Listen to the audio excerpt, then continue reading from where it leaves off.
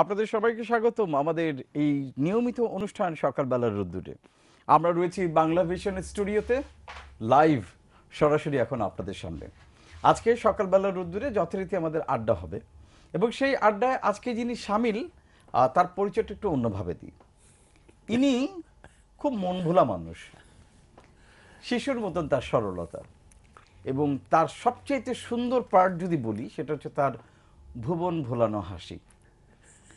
এমন চমৎকার মানুষ, এমন ভালো মানুষ আমাদের সঙ্গীত জগতে খুব কম আছে, যে মানুষটা যে কোনো সময় হাসতে পারেন এবং প্রাণ খোলা হাসি এবং বুকে জড়িয়ে ধরতে পারেন, হ্যাঁ, এবং যে কাউকে আপন করে নিতে পারেন, এরকম মানুষের সংখ্যা খুব কম।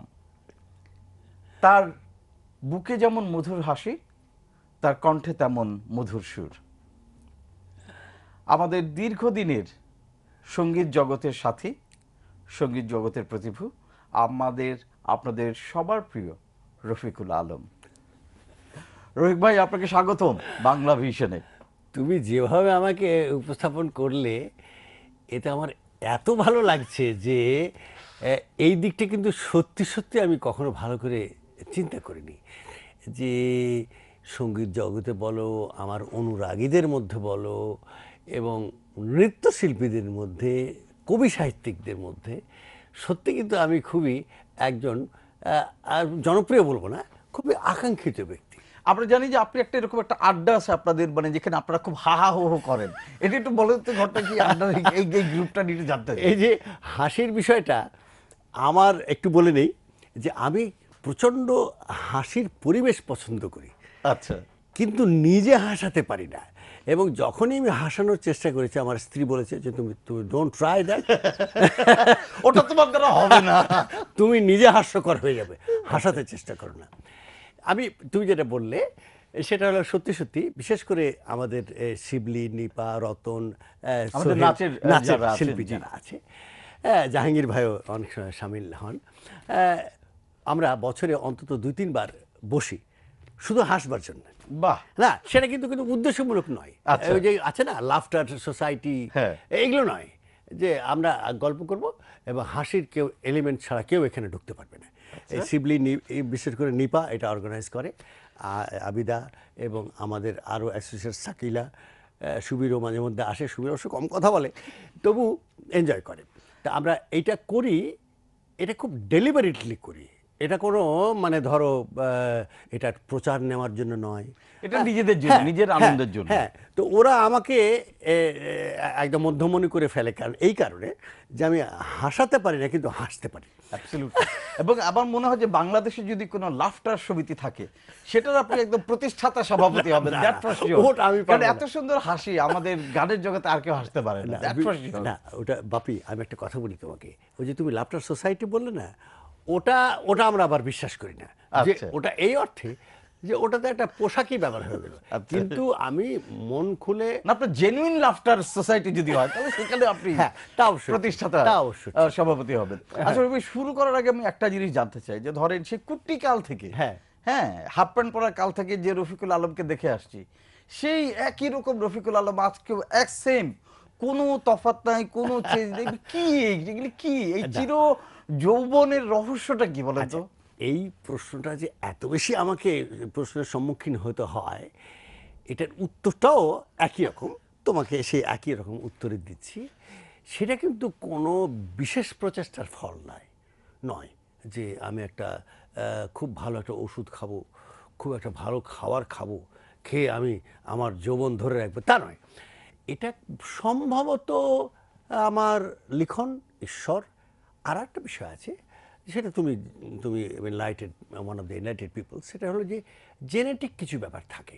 আচ্ছা, হ্যাঁ, উত্তরাধিকার সূত্রে আমার বাবা চাচারাও কিন্তু খুব দীর্ঘজীবী ছিলেন এবং মাশাআল্লাহ। নিরোগ মানুষ ছিলেন। বাহ, হ্যাঁ, আমার মার বংশের মানুষরাও প্রায় 100 বছর সবাই বেঁচেছেন। মাশাআল্লাহ। তো সেইটা একটা কারণ। আরও একটা জিনিস বোধ হয় মেডিকেল প্রফেশনালরা বলতে পারবেন যে জীবনকে যদি তুমি সহজভাবে নিয়ে নাও, জীবনকে যদি তুমি হালকাভাবে নিয়ে নাও, তুমি দুঃখ এবং জীবনের যে ডার্ক সাইডগুলো আছে এইগুলোকে যদি সরিয়ে রাখো, বোধ হয় তার মুখমণ্ডলে সেই প্রকাশটা থাকে।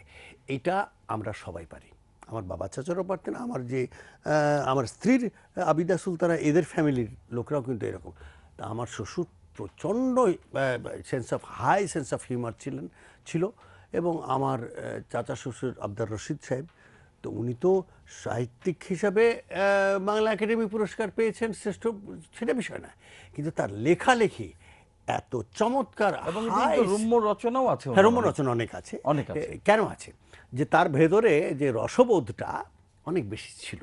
তো এটা আমাদের ফ্যামিলিতেও কিন্তু ছিল। আমার বড় ভাই সারোয়ার জাহান, তিনি সাহিত্যিক মানুষ ছিলেন, সাহিত্য চর্চা আমাদের পরিবারে ছিল, কিন্তু ওই রসবোধটা না থাকলে কিন্তু তোমার এই জিনিসগুলো উন্নতি লাভ করে না। এবং তারই ফলন হয় কিন্তু জীবনে, শরীরে, মননে। বোধহয় এটা অ্যাবসলিউটলি। এই আপনার মতন এরকম ফিলসফি যদি আমরা ধারণ করতে পারতাম। এটা কিন্তু ফিলসফি কোনো ডেলিবারেটলি ইম্পোজ করে না, কামস উইদিন, ভিতর থেকেই আসে, কামস উইদিন। আমাদের সাথে আমাদের এক বন্ধু যোগ দিয়েছেন ফোনে, দেখি কে আছেন। আপনাকে স্বাগতম আমাদের সকালবেলার রোদ্দুরে। কে বলছিলেন, কোত্থেকে? Hello puppy. জি, আসসালামু আলাইকুম। ওয়ালাইকুম আসসালাম, আমি সালমা আপা। ও মাই গড, আমাদের সালমা আলী, আমাদের আরেক বিখ্যাত সঙ্গীত শিল্পী সালমা আপা আমাদের সাথে। সালমা আপা, অনেকদিন পরে আপনার সঙ্গে কথা হচ্ছে। হ্যালো, অনেকদিন পর, আজকাল যোগাযোগই হয় না বলতে গেলে। একেবারে আপনি পার্টি দেন না, ডাকেন না, যেন যোগাযোগ হয় না আর কি। আপনি ডাকলেই হাজির হয়ে যাই। আচ্ছা, তাহলে আমি একটু এডিট করি প্লিজ। শিলা, হ্যাঁ আমাদের কাছে শিলা, রাইট। এবং তুমি কিছু বলবে? আমাকে বলবে না বাপিকে বলে? তোমার তো মনে হচ্ছে বাপি কি বেশি পছন্দ? না না না না, বুঝছো, সালমা আপা আমাকে অনেক ভালোবাসেন, বাট দ্যাটস ভেরি ট্রু। আমার খুব প্রিয় শিল্পী এবং প্রিয় শালিকা। তো শালিকা প্রসঙ্গে আসবো। হ্যাঁ বলো। হ্যাঁ, আপনি যে আমাদের ফ্যামিলিতে কতটুকু জনপ্রিয়, কতটুকু পপুলার, হ্যাঁ এটা তো মানে বাইরের মানুষকে বলে বোঝানো যাবে না। সালমা আপা, আপনি ওনার কিছু সিক্রেট বলেন তো, বুঝছেন, মানে যেটা ধরেন আমরা কেউ জানি না, কিন্তু কিছু সিক্রেট বলেন, আপনি পাস করে দেন। সবাই জানে যে মন ভোলা মানুষের একটা সীমা আছে না, উনি সীমাহীন মন ভোলা একটা মানুষ। মেহমান দাওয়াত দিয়ে বাসায় এসে আমার বোনকে বলতে ভুলে যায়। আচ্ছা, বহু বাজার করতে গিয়ে গাড়ি রেখে, বাজারে গাড়ি রেখে হেঁটে চলে এইসব কথাবার্তা আমরা আস্তে আস্তে গেলে রিভিল করব। পারিবারিক আরো কিছু এরকম কিছু আরো ঘটনা যদি মনে পড়ে সালমা আপা। না না, অনেক কিছু। তবে রফিক ভাই আমার রান্নার খুব ভক্ত। আচ্ছা, আমরাও ভক্ত সালমা আপা। আমার খুব প্রিয়। ওই তো রফিক ভাই, আপনাকে আমি কখনো বলা হয়নি, এখন বলি, আমি আপনাকে ভীষণ পছন্দ করি। আজকে জনগণের সামনেই বলে ফেললাম। ভালোবাসি বলেন, আশ্চর্য, এইরকম একটা সুযোগ সালমা আপা। এই যে শিলা, আমি বলি, এই যে প্রসঙ্গটা এলো, এটাও কিন্তু আমার পারিবারিক সূত্রে পাওয়া, ভুলে যাওয়া। আচ্ছা, হ্যাঁ, যেমন ধরো গতকাল ছিল আমার ছোট শালিকা চিত্রা সুলতানা, যে মায়ামিতে থাকে, ও এখন ঢাকা এসছে। তো ওর গতকাল জন্মদিন ছিল। আমি ধারণা করে বসে আছি যে এটা আজ হচ্ছে শিলার জন্মদিন। তা আমি ওকে ফোন তুলেছি, তো আবিদা এসে বলছে যে তুমি উইশ করো চিত্রা, আমার এখানে, তোমার এখানে আছে, উইশ করো। ও বলছে শুধু উইশ করো। আমি জানি ফোনটা তুলেছি, তো শিলাকে ফোন করছি। তো আসলে আমি ভেবেছি যে শিলার বার্থডে। তো এই জিনিসগুলো ওরা খুব আমাকে নিগৃহীত করে, আমাকে বলে তুমি কোনো মানুষই না, তুমি মানুষের পর্যায়ে না, তোমার এই ধরনের কথা। তো এই এরকম কিছু কিছু ঘটনা একটা আছে যেটা সালমা আপা আমাদেরকে ধরিয়ে দিলেন, সেই সূত্রে বলি। আমরা বেশ কিছু আপনার নামে অভিযোগ পেয়েছি, আপনি বসুন্ধরা সিটিতে গিয়ে কি একটা কারবার করেছিলেন, গোপন সূত্রে প্রকাশ, কি করেছিলেন? এটা নিয়ে ওরা বলে যে এটা কোনো ঘটনা না, এটা শয়তান। সেটা হলো বসুন্ধরা সিটিতে আমি আছি, আবিদা আছে, আমার ছেলেও আছে। আচ্ছা, তো সেটা আমার ছেলে তখন ছোট, তো শপিংয়ে ঘুরছে। আর তো মেয়েদের শপিংয়ের তো বোঝো, মেয়েদের সঙ্গে আমি খুব হেল্প করতে পারি, সহায়তা করতে পারি। তারপরে কিছু সময় একটু বোরডম হয়, যে ওরা পছন্দ করছে। এক পর্যায়ে আমি ওকে বলছি, আবিদাকে বলছি, ওর হাত ধরে টানছি, অন্যদিকে তাকিয়ে, চলো তো ভালো লাগছে না, চলো চলো চলো। কিন্তু দেখছি আবিদা হাতটা টেনে নিচ্ছি। আমি কি, তারপর বলছি চলো চলো ভালো লাগছে না, চলো ওদিকে চলো। তারপর ঘুরে দেখি এক মহিলা বলছে, ভাইয়া আপাতত ওই রুমে, ওই দোকানে। অর্থাৎ অন্য একজন মহিলার হাত ধরে আমি টান দিয়েছি। এখন এটা কিন্তু রিয়েলি একটা সন্দেহের ব্যাপার যে ওয়েদার ইট ইজ শোনো আমি বলি ঈশ্বর সহায় ছিলেন যে মহিলা আমাকে চিনেছিলেন যে আমি রফিকুল আলম, না হলে ওটাতে একটা তোমার কি বলবো ফৌজদারি কেস হয় না তার সেটা ওটা যাওয়া লাগবে না, পাবলিক উত্তম মাধ্যম দিয়ে আর কি। তো তারপরে সেটাই বললাম। আচ্ছা, আপনি আরো একটা কাণ্ড করেছিলেন, আপনার গাড়ি নিয়ে এরকম মন ভোলা একটা কারবারের, সেটাও আমরা একটা খবর শুনেছি। ওটা যে ও যে বললো এইটা নিয়ে আমি নিজেকে অনেক সময় খুব ধিক্কার দিয়েছি যে এই জীবন রাখা উচিত নয়, উচিত নয়। কারণ কোন ঘটনার হলো কি আমি তখন নয়াপল্টনে আমার শ্বশুরবাড়ির কাছাকাছি একটা ফ্ল্যাটে থাকি। আচ্ছা, তো ফকিরাপুল বাজারে, কতদিন আগের কথা? এটা প্রায় বছর 15 আগে। 15 বছর আগে থেকে আপনি মন ভোলা? না সেটা তো আরো আছে, বলছি আমি এটা আমি খুব যে এনজয় করি এই ভোলার বিষয়টা নিয়ে নয়, সত্যি কোনো সময় মনে হয় যে এটা স্টুপিডিটি, মানুষের জীবনের এটা একটা চরম ব্যর্থতা। এবং আমি বলি তোমাকে, বহুবার আমি 2বার বিদেশে যাওয়ার সময় 2বার ওই গল্প আমরা শুনবো, ওই গল্প শুনবো, আগে গাড়ির গল্পটা শুনি। আচ্ছা, তো হলো কি ফকিরাপুর আমি খুব ছোটবেলা থেকে কাঁচা বাজার করি এবং ফকিরপুর বাজারে কিন্তু আমি খুব জনপ্রিয় এখনো। তো বাজার করতে গাড়ি নিয়ে গিয়েছি, গাড়ি নিয়ে বাজার করে আমার পরিচিত যে সমস্ত মিন্তি তাদেরকে আমি অর্থনৈতিক সহায়তা করি। আমি তার মিন্তিদের ঝাঁকা করে বাজার করে চলে এসেছি। আপনি কি হেঁটে চলে এসেছেন না রিক্সা করে? একটা রিক্সা ভাড়া গাড়ি থেকে গেছে, গাড়ি বাজারে রেখে চলে। বিকেলবেলা আমি বাজার করি, রাত গেছে, পরের দিন সকাল গেছে, কারণ তাদের পরের দিন ছিল ফ্রাইডে। সারাদিন গাড়ি 24 ঘন্টা, সারা রাত 24 ঘন্টা ওই গাড়ি রেখে এসেছেন, আপনার মাথার মধ্যে নেই? আমার মাথায় নেই, ভুলেই গেছি, একেবারে আউট, ব্ল্যাক আউট। তারপরে বিকেলবেলায় আমার সেই মিন্তিরা এসছে যে স্যার আপনার গাড়িতে ধুলা ভর্তি, আমরা তো রক্ষা করতে পারছি না, আপনি গাড়ি রেখে গেছেন কেন? তখন আমার একটা মনে হলো যে না, এটা অর্থহীন জীবন। আমি একটা গাড়ির মতো একটা মূল্যবান জিনিস ফেলে এলাম। এই গাড়ি নিয়ে বাজার করতে গেছি, তারপরে গাড়ি রেখে রিক্সা নিয়ে বাজারে এসেছি। এই ঘটনাটাকে বিশ্বাস করবে না, এবং এটা অপরাধ। আচ্ছা, আরেকটা ঘটনা আমরা জানি যে প্লেনের মধ্যে আপনি কিছু কাজ কারবার করেছিলেন। এটাও আমাদের বন্ধু বান্ধবদের মধ্যে খুবই খারাপ ভাবে নেয়। আমি একবার মায়ামি যাচ্ছি একটা প্রোগ্রামের সঙ্গে, অনেক বড় টিম, বিদাও আছে। তো আমার একটা বদ অভ্যাস হলো যে আমরা সাধারণত এই সমস্ত ক্ষেত্রে ভালো লং জার্নি হলে এবং এক্সিকিউটিভ ক্লাসে হলে ওরা খুব চমৎকার মোজা দেয় এবং জুতাটা খুলে খুব রিল্যাক্সলি বসে। তুমি তো বিদেশ গিয়েছো, সবাই জুতা খুলে বসে ওখানে।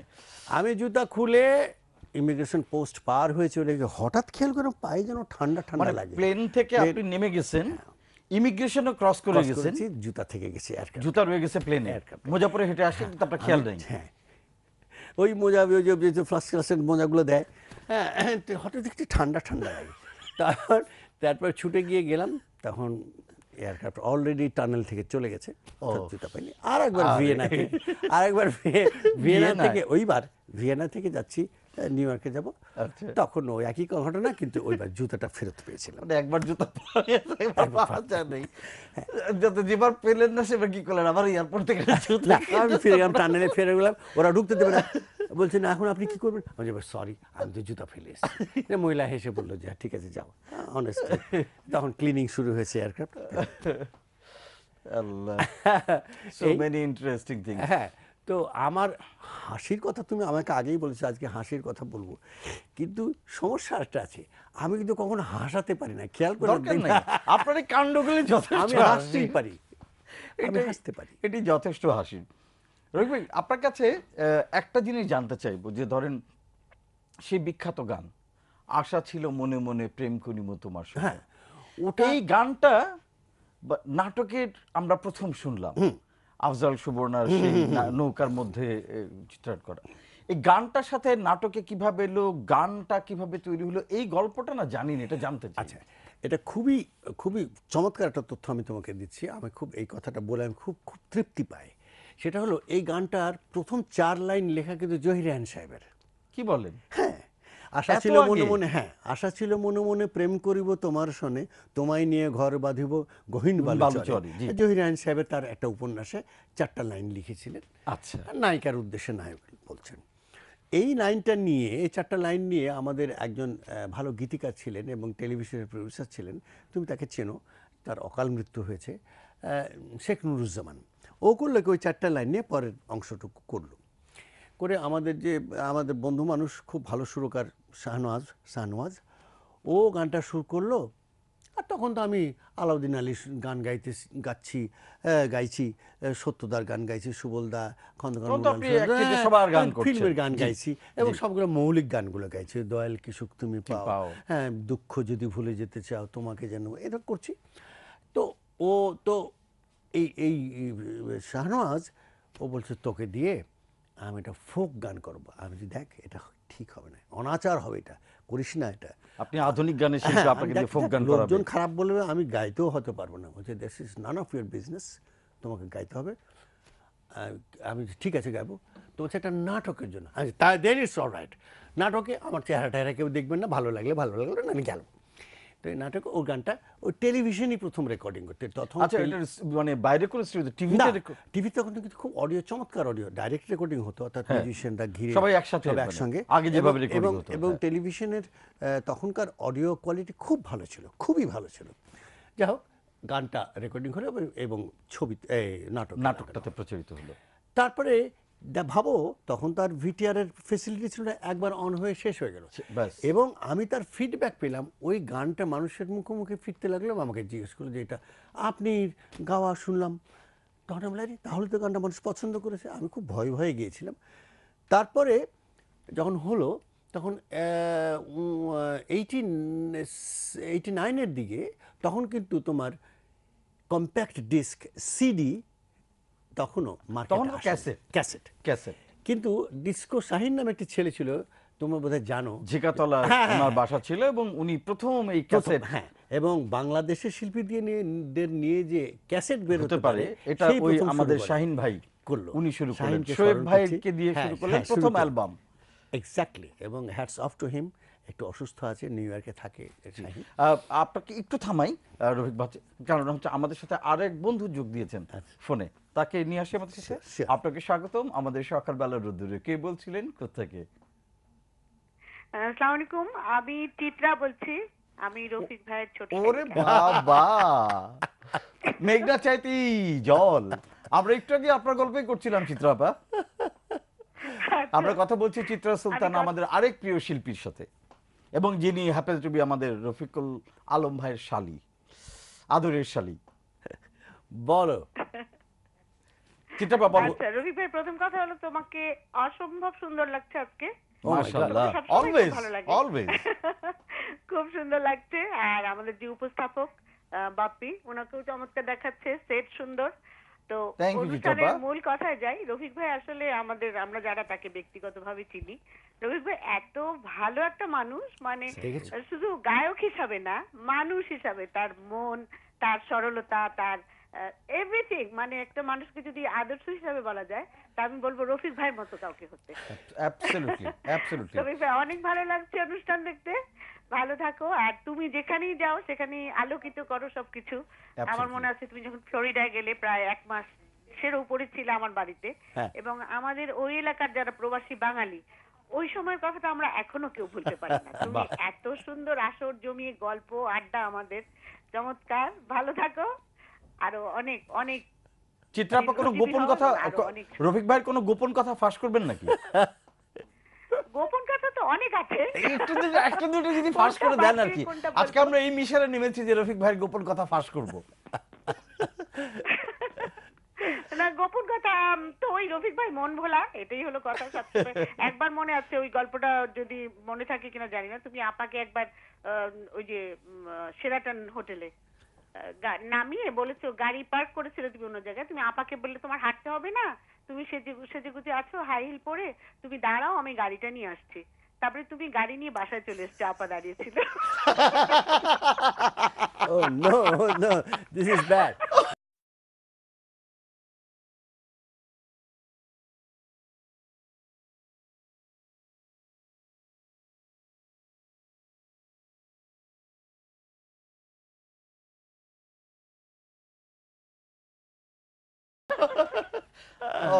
না, ওটা আল্লাহ। সত্যি সত্যি এটা খুব খারাপ ঘটনা। এবং তারপরে মনে হয়েছিল মানে কি সর্বনাশ, কখনো গাড়ি ভুলে যাচ্ছেন, কখনো বউ ভুলে যাচ্ছেন। না, আল্লাহ।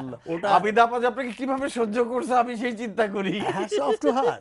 সেই কারণে আমি বলি যে দেখো, আমি খুবই সত্যি কথা বলছি, আমি তাদের কাছে এবং আমার ছোট বোন হেনার কাছেও আত্মসমর্পণ করেছে, তোরা আমাকে মাফ করে দে। এই যে তো মাফ আমার করে ছোট দে। বোন হেনা, ও অবশ্য ভালো আপডেট দেয়। আমার ছোট আচ্ছা। বোন বলছে না তোমার কোনো দোষ নেই। আমি যে কিরকম দোষ নেই, আমার ছোট চাচা কিন্তু এরকম ছিলেন। আচ্ছা। আমার ছোট চাচা, আমার সমস্ত বাবা চাচারা কিন্তু বিচক্ষণ মানুষ, আচ্ছা। ভীষণ বিচক্ষণ মানুষ। বাবা অত্যন্ত বিচক্ষণ মানুষ, তারা অনেক বড় বড় সম্পত্তি সব রক্ষা করেছে। হ্যাঁ, কিন্তু কিন্তু আপনার ছোট চাচা? আমার ছোট চাচা যে যিনি কলকাতার আমাদের সেই ক্লাব মডার্ন ক্লাবের ডিফেন্সে খেলতেন এবং প্রেসিডেন্সি কলেজে লেখাপড়া করতেন, আমার চাচা এরকম ছিলেন। সো মাচ সো, আমার চাচা একদিন আমার চাচিকে বলছে, আরে তুমি তো তখন বেঁচে ছিলে, অর্থাৎ উনি বলতে চেয়েছেন যে তুমি তো তখন ঘুমাচ্ছিলে। তো তো আমার ছোট বোন বলে যে না, আমি শিখাকে অর্থাৎ আবিদাকে বুঝিয়ে বলেছি যে ডোন্ট গেট ইট সিরিয়াস, এটা আমাদের রক্তে দুজন Genetically দুজন একজন পেয়েছে, দুজন সেটা হলো আছে, আমার তার মধ্যে। ছোট চাচা এবং তুমি। এই যাক, তো আমরা ওই গানের গল্পটা ছিলাম।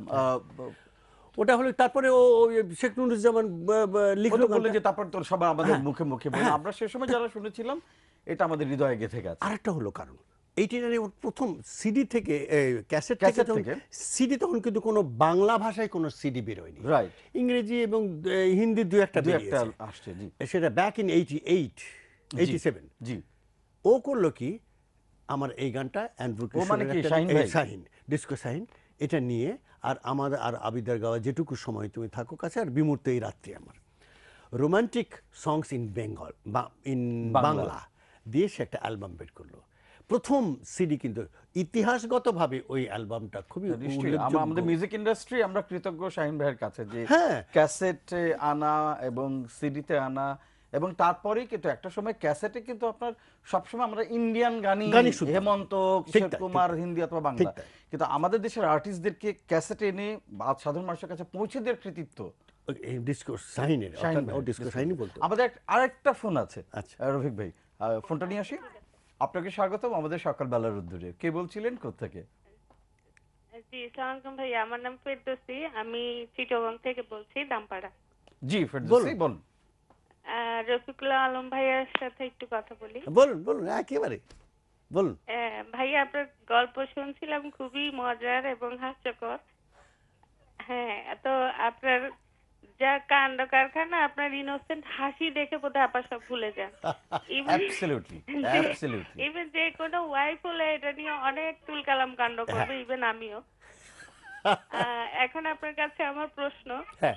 আপনার বাড়ি কোথায়, ছেলে মেয়ে কয়জন, আচ্ছা আর আপনার একটা গান প্রেম করিব তোমার সঙ্গে। আচ্ছা, করব। আমার জন্মগতভাবে আমি রাজশাহী, আমার ছেলে ফরশিদ আলম, আমার স্ত্রী তো বলতে হবে না, আবিদা সুলতানা। আমার ছেলেও ইদানিং সেও গান করে, কিন্তু আমাদের একদম ভিন্ন মেরুর গান, অর্থাৎ তারা রক গান করে। ফরশিদ আলম ওর নাম, ডাকনাম অমি। সে টেলিভিশনে উপস্থাপনা করে, গানও গায়। নিজের ছেলের প্রশংসা করতে চায় না, ভালো গান গায়। এই আর আশা ছিল মনে মনে, ঠিক আছে, আজকে বাপির সঙ্গে আমার একটা ডিল হয়েছে যে আজকে আমরা গান বেশি করব না, কথাবার্তা দিয়ে মানুষকে ধরে রাখা যায় কিনা সেটা আমরা করবো, এবং অজানা রফিকুল আলমকে জানবো। আচ্ছা। তো আমরা আরো জানবো রফিকুল আলমের আরো গোপন তথ্য, আরো গোপন রহস্য আমরা ফাঁস করবো। সেটা একটা ছোট্ট বিরতির পর। তো বিরতিটা নেই রফিক ভাই, বিরতি নিয়ে ফিরে আসছি আবারও একটু পরেই আমাদের বাংলা ভিশনের সকালবেলার রোদ্দুরে।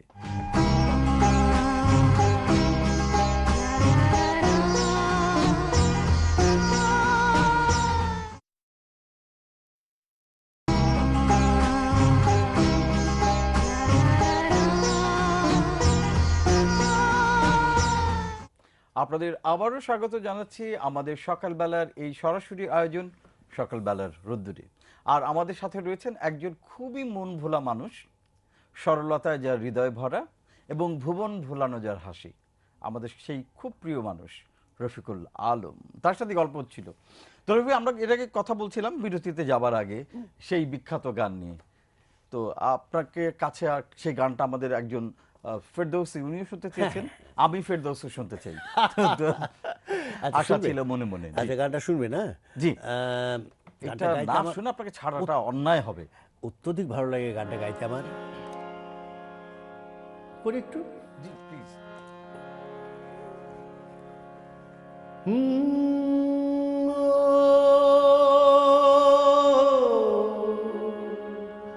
ও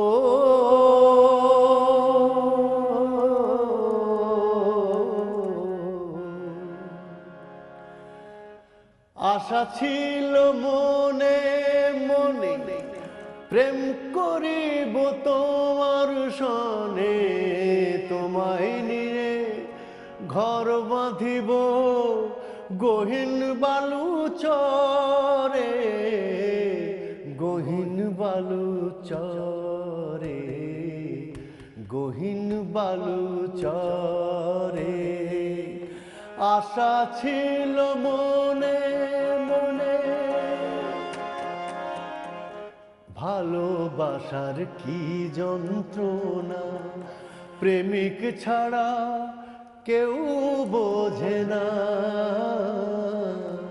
ভালোবাসার কি যন্ত্রণা প্রেমিক ছাড়া কেউ বোঝে না। আমার মনের সেই বেদনা, আমার মনের সেই বেদনা মনেই কেঁদে মরে, গহীন বালু চরে, গহীন বালু চরে। আশা ছিল মনে মনে। বাহ ওস্তাদ, বাহ। রফি ভাই, একটা লোকজ গান, অবশ্যই, আধুনিক। এবং কত মানে সুরটা কত হৃদয় ছোঁয়া, কি অদ্ভুত কথা। রবি, একটা কথা জানতে চাই যে আপনি আর আবিদা আপা প্রচুর ডুয়েট গান করেন, এবং আমরা ধরেন রেগুলার মিউজিক ভিডিওতে দেখি আপনাদের করতে, এবং আপনি ফিল্মে প্রচুর কাজ করেছেন। তো কখন আপনাকে প্রপোজাল এসছে যে আচ্ছা, তার আগে এই প্রশ্নটা করার আগে আমাদের সাথে আরো একজন ফোনে আছেন, সেটা খুব জরুরি ফোন। আচ্ছা, বলো। একটু তাড়াতাড়ি নিন। হ্যাঁ, আপনাকে স্বাগতম আমাদের সকালবেলার রোদ্দুরে। কে বলছিলেন, কোত্থেকে? আমি রফিকুল আলমের ছোট বোন হিনা। আপা, আপনাকে স্বাগতম। হ্যাঁ, আমি আমার ভাইয়ের চেয়ে আগে আপনার সাথে কিছু ওর গোপন কথা বলি। প্লিজ প্লিজ, আজকে আমরা আমাদের মিশনই তাই, মিশন রফিকুল আলম গোপন তথ্য। হ্যাঁ, ও তো আত্মভোলা আছে, জি। কিন্তু ও ছোটবেলায় খুব সিনসিয়ার ছিল, বড় হয়ে কেন যে এরকম হয়ে গেল বলতে পারছি না। Oh my কারণ God. আমার মা, আমরা যখন এটা ছোট, পিছনে কি তখন মা আবিদা আপার প্রায় হাত আছে? অসুস্থ আপনার কি থাকতেন। মনে হয়? সেইটা বোধ হয় আবিদাদের পাল্লাই পড়ে সব আত্মভোলা হয়ে গেছে। সেটাই হওয়ার কথা। দুই বাড়ির মধ্যে কনফ্লিক্ট তৈরি করে দিচ্ছি। তো আমার মা অসুস্থ থাকতেন, তো জি। ও কিন্তু আমাদেরকে দেখভাল করতো। আচ্ছা। ও চা করতো, আমাকে স্কুলে যাওয়ার সময় চুল বেঁধে দিত, তাই নাকি? বই গুছিয়ে দিত। ওরে আল্লাহ। আর একটা মজা, আমার বড় ভাই আর আমার মেজো ভাই সারওয়ার জাহান জি। আমাকে বলতো কি, এই যা ওকে বল চায়ের দোকানটা খুলতে, ও খুলতে বলে, আমার হাতে বলতো। আর কিছু না পারে, কত চায়ের দোকান খুলে বেঁচে থাকতে পারবে। হ্যাঁ, বুঝছেন, বলতো কি, এই আমাকে উস্কাতো, যা তুই যে বল যে রফিক ভাই চায়ের দোকানটা খোলো তোমার বিকেলবেলা। বুঝছেন? এবং ও God. কিন্তু খুব আমার বিশেষ করে আমাকে মাকে এত মানে যত্ন করতো যে বলার কথা না, সেটা বাহ। জীবনেও ভুলবো না। হ্যাঁ, তবে আমার ভাবিও কিন্তু খুব ভালো মানুষ, আমি অন্তর থেকে বলছি। হ্যাঁ, আর Absolutely. আমার সাথে আমার বোনের, বড় বোনের মেয়ে লিপিও আছে, লিপিও দেখছে। আচ্ছা। বুঝছো রফিক ভাই? লিপি আমার খুব প্রিয় তা ভাগ্নি। এখন তোমার মানে বুবুকে আমি ফোনে পাচ্ছি না, বুবু গালি দিবে। হ্যাঁ, কিন্তু আচ্ছা, আমার বড় বোন। তুমি একটা ওই যে কি ওই যে একটা গান গাও না, আমারও খুব পছন্দ, এই যে শরৎ বাবু। শরৎ বাবু, আচ্ছা শরৎ বাবুটা একটু গেও। আচ্ছা। হ্যাঁ হ্যাঁ, বুবুকে আপা, অনেক ধন্যবাদ, আপনি ফোন করলেন। আচ্ছা, আর আপনি আচ্ছা, আপনি না ধন্যবাদ। বললে রফিক ভাই এই জিনিসটা অজানা থেকে যেত যে কি অদ্ভুত যে যখন আপনার আম্মা অসুস্থ আপনি আপনার বোনের চুল বেঁধে দিচ্ছেন, চা করে দিচ্ছেন, আম্মা এবং বোনের কেয়ার করছেন। হ্যাঁ। মাই গড, এরকম ভাই ওটা ঠিক, ওটা কজনের ঠিকই, কপালে হয়? ওটা ঠিকই। আমি সত্যি সত্যি ছোটবেলায় আমার বড় ভাই চাকর বাকরের হাতের চা খেতে চাইতেন না, তখন আমার বড় ভাইয়ের বিয়ে হয়নি। তো চা করার দায়িত্বটা আমি স্বেচ্ছায় নিয়েছিলাম এবং বাজার করবার, আমি খুব ছোটবেলা আচ্ছা। থেকে বাজার করি। বাহ।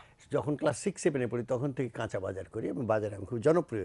এখানে তো যেটা বললাম আপনি এখানকার শান্তিনগর বাজারে তো সবাই। তো এটা সত্যি, চা বানানোর দায়িত্বটা আমার ছিল। বাহ, কি দারুণ, কি দারুণ, বাহ, অদ্ভুত অদ্ভুত। মানে আপনার সম্পর্কে যত জানছি রফিক ভাই, মানে আমার মনে হয় তত মুগ্ধ হয়ে যাচ্ছি। ওরা যেন কি প্রসঙ্গ একটা ছিলাম, ভালো একটা প্রসঙ্গ। আমরা সেই প্রসঙ্গে আসছি, চলচ্চিত্রের প্রসঙ্গে আসছিলাম। তো চলচ্চিত্রে ধরেন এরকম দেখে দেখে যে আপনারা ডুয়েট ভিডিও গান করছেন, গাইতাম, হ্যাঁ। হ্যাঁ ডুয়েট গান গাইতেন, তো সে সময় দেখে আপনাকে কি কোনো চলচ্চিত্র প্রযোজক বলে নাই যে ভাই আপনি হিরো হয়ে যান আর আবিদা সুলতানা নায়িকা? একেবারে সত্যি কথা। বাবর নামে একটি ছেলে ছিল যে ভিলেনের অভিনয় করতো বাবর, এবং জি, জি। চলচ্চিত্র পরিচালনা করত। ও বহুদিন চেষ্টা করেছে আমাদেরকে যে তোমরা নায়িকা হও। আচ্ছা। হ্যাঁ, এবং ইতিমধ্যে কাদেরি কিবরিয়া আমাদের রবীন্দ্রসঙ্গীত শিল্পী, জি। সেও একটা প্রপোজালে রাজি হয়ে গেছে যে আচ্ছা, করবে। আচ্ছা। হ্যাঁ, এটা আমি বলছি কোন সালে, এ ধরো 83-81-এর দিকে। জি। তারপরে আমরা যেহেতু সর্বনাশের কথা, কারণ সর্বনাশ এই অর্থে নট দ্যাট যে ফিল্মে গেলে সর্বনাশ হয়ে যাবে, তা নয়। আসলে আমাদের প্যাশনেটলি আমরা গান করেন, জি। গান গাই। আর একটা অন্য, যদিও প্রায় একই ক্ষেত্র, কি তথাপি অভিনয় জিনিসটা তো শিখতে হয়, এটা নিয়ে মানসিকভাবে তৈরি হতে হয়। এটার মধ্যে একটা গিমিক ছিল যে আবিদা সুলতানা, রফিকুল আলম নায়ক নায়িকা হচ্ছে একটা ছবি হবে। তা আমরা বাবরকে বললাম যে তুই সর্বনাশের কথা খবরদার বলবি না। তারপর আমি সত্যদার শরণাপন্ন হলাম। আবিদা একটু ইচ্ছে টিচ্ছে ছিল বোধহয়, কে না নায়িকা হতে চায়। হ্যাঁ। তো সত্যদার শরণাপন্ন হলাম, বলছে খবরদার সত্যদা, না না এই কর্ম করবো এই না। লাইনেও এই ভুলেও কর্ম যাবি করবো না। না, কর্ম করবি না। আচ্ছা আমি বলে দেবো, বাবরকে বলে দেবো। তারপরে ওটার কোনো সম্পর্ক নেই। কিন্তু তারপরে সিনেমাতে আপনার অনেকগুলো গান পেয়েছি আমরা, যার মধ্যে একটা গানের কথা না বললেই না। অসাধারণ একটা গান, এটাও প্রায় ফোক টিউনে কিন্তু খুব টাচি গান। দয়াল কি সুখ তুমি পাও, সুখের ঘরে আগুন দাও, যেজন তোমার দয়ার কাঙাল তারে কান্দাও। আহা, কি কথা, কি সুর। এই গানটা শুধু আমার জন্য নয়, আমার জন্য তো বটেই, কিন্তু ফিল্মে হয় কি দেখো, আমাদের বাংলাদেশের গানের একটা তাত্ত্বিক বিশ্লেষণ আছে। তুমি যাই করো, রক করো, ফিল্মের গান করো, আধুনিক করো, তাতে যদি ফোকের এলিমেন্ট না দাও তাহলে ওটা স্ট্যান্ড করে না। এক, মানে হৃদয়কে হৃদয়ে স্পর্শ লাগে করবে না। এক। সেকেন্ডলি, সত্যি সত্যি আমরা যখনই কোনো গান করতে যাই, ফোকটা কিন্তু এসে যায়। আমি বলি তোমাকে, আমার খুব চরম একটা আধুনিক গান আছে, ওখানেও কিছু কোনো না কোনোভাবে ফোকের এলিমেন্ট এসে যায়। তো এই দয়াল কিশুক তুমি পাও, নদের চাঁদ বলে একটা ছবি, খুব এখন যেরকম ধরো ওই যে ফ্যান্টাসি টাইপের মুভি হয়, জি। তখন ওটা একটা গ্রাম্য যাত্রার গল্প নিয়ে গান করা, অর্থাৎ মানুষ দৈবক্রমে কুমির হয়ে যাচ্ছে, হয়ে আবার তার প্রেমিকার কাছে ফিরে আসে। তো এরকম জায়গায় নায়িকা যখন খুবই বিধ্বস্ত, তখন একটা গান, এই সিকোয়েন্সে এই গানটা লাগানো হয়, দয়াল কি সুখ তুমি পাও। এই গানটা কি সুর করেছিলেন? আর কে? আলাউদ্দিন আলী। আমাদের এই বিষয়ে হাতে এত সুন্দর সুন্দর সুর শুধু তৈরি হয়েছে। আর গানটা কে লিখেছিলেন?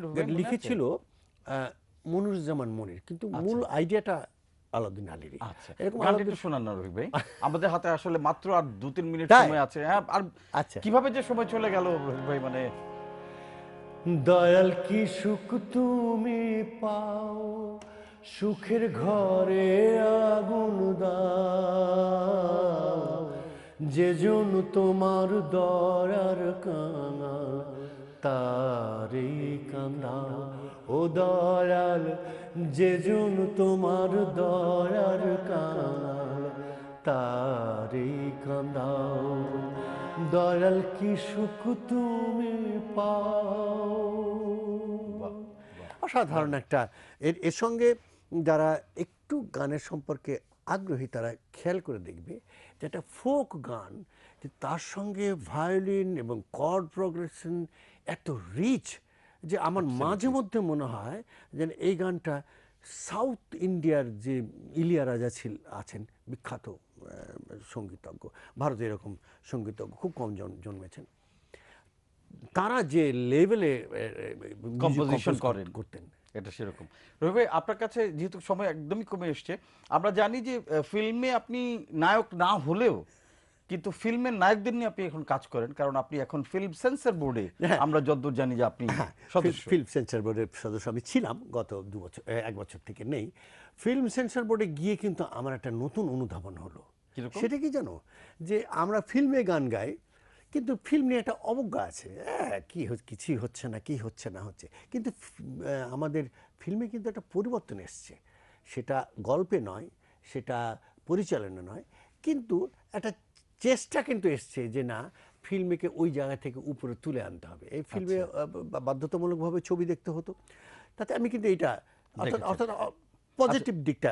আরেকটা জিনিস ছোট্ট করে জানতে চাইবো যে অ্যালবাম আপনার তো সেই কবে হয়েছিল, তারপরে তো আর না, অ্যালবাম আমার হয়েছে এর মধ্যে, মানে আচ্ছা সে খবর আমরা পাই না। কারণ একটা কারণ আছে যে আধুনিক গানের অ্যালবাম সত্যি কিছুদিন ধরে বেরোচ্ছে না, এবং অ্যালবামে একটা খুব আলোচিত বিষয়, এই বিষয়ে কিন্তু আমি একটা খুব নেগেটিভ কথা বলবো। আমি জানি হয়তো আমার আমাদের 1 মিনিট সময় আছে রফিক ভাই, সুতরাং আপনাকে সেটা হলো কি জানো, অ্যালবাম কিন্তু গানের কিন্তু এখন অতীত ছিল, বর্তমান নেই, ভবিষ্যৎ আছে। কারণ গান সম্পূর্ণভাবে এখন প্রযুক্তির কাছে জিম্মি, ফলে আমি অ্যালবাম বের করবো এবং যারা অ্যালবাম বের করছেন তারা খুব ভুল করছেন। এই খরচ করার কোনো প্রয়োজন নেই। হ্যাঁ, যারা করছেন তারা পয়সা দিয়েই করছেন, পয়সা খরচ করে সেটা প্রচার করছেন, তার কনসিকুয়েন্স ইজ নীল, তার রেজাল্ট হচ্ছে একেবারে জিরো। তাই অ্যালবাম যদি করতেই হয় তাহলে করে সেটা নেটে দিতে হবে। এই হলো। তো রফিক ভাই, অনেক ধন্যবাদ। আজকে আপনার অনেক গোপন তথ্য আমরা আবিষ্কার করতে পারলাম। মিশন রফিকুল আলম গোপন তথ্য আমাদের আজকে সাকসেসফুল। অনেক ধন্যবাদ। আজকে হাসি গানে আর আড্ডায় আপনার অনেক অজানা দিক জানলাম। অনেক ধন্যবাদ রফিক ভাই আমার সাথে জয়েন করার জন্য। লাস্টে আমাদের আপনার ছোট বোন সেই গানটা গাইতে বলেছিলেন, শরৎ বাবু, সেই গানটা দিয়ে আজকে আমরা অনুষ্ঠান শেষ করি। আপনাদের কাছে বিদায় নিয়ে নিই। আমাদের সাথে রফিক ভাই ছিলেন, অনেক ধন্যবাদ। শরৎ বাবু দিয়ে শেষ করছি। তোমাকে অসংখ্য ধন্যবাদ। বাংলা ভিশনের সঙ্গে আমার পুরনো সম্পর্ক, আত্মিক সম্পর্ক, বাংলা ভিশন এবং আমার আত্মিক সম্পর্ক সেটা তো আগেই বলে ফেলেছি এবং বলার প্রয়োজন নেই, কথাবার্তাতেই মানুষ বুঝে ফেলেছে। এবং তোমার সঙ্গে যে আমার সম্পর্ক সেটা আবার দীর্ঘস্থায়ী হবে, চিরকাল থাকবে ইনশাআল্লাহ। এই অনুষ্ঠানের মধ্যে আরবার সেটা ঝালাই হলো। তোমাকে অনেক ধন্যবাদ এবং আমার দর্শকদের। আমি একটু আমার ছোট বোনের আমারই নিজের একটা মৌলিক গান, আশরাফ হোসেনের লেখা এবং সুর। ও গো শরৎ বাবু, যদি পেতাম তোমায়, বলতাম আজ আবার লেখো দেবদাস, হয়তো পাল্টে যেত তোমার হাতে পার্বতী চন্দ্রমুখীর ইতিহাস। ও গো শরৎ বাবু, যদি পেতাম তোমায়।